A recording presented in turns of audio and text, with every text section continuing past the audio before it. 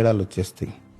Job రాగానే చాలా మంది చేసే పొరపాట్లు ఏంటంటే ఇమ్మీడియట్ గా ఒక కారు కొనుక్కోవడం, ఒక ఫ్లాట్ కొనుక్కోవడం. ₹1,00,000 శాలరీ ఉంటే దాదాపు 90,000 వరకు కమిట్మెంట్లు పెట్టుకోవడం ద్వారా జాబ్ పోయినా, పెట్టిన ఫ్లాటో లేకపోతే ప్రాజెక్టో ఆగిపోయినా, లేకపోతే ఉద్యోగం ఇంకో ప్లేస్ కు ట్రాన్స్ఫర్ అయినా, ఇవన్నీ కూడా తేడాలు వచ్చేస్తాయి.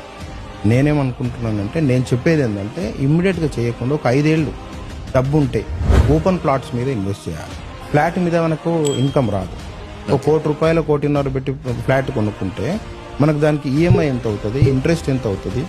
అదే ₹1,00,00,000 మనం ఓపెన్ ప్లాట్ మీద పెట్టుకుంటే ఒక 4-5 ఏళ్లలో పెరిగినా దాంట్లో 100% రిటర్న్స్ వస్తాయి.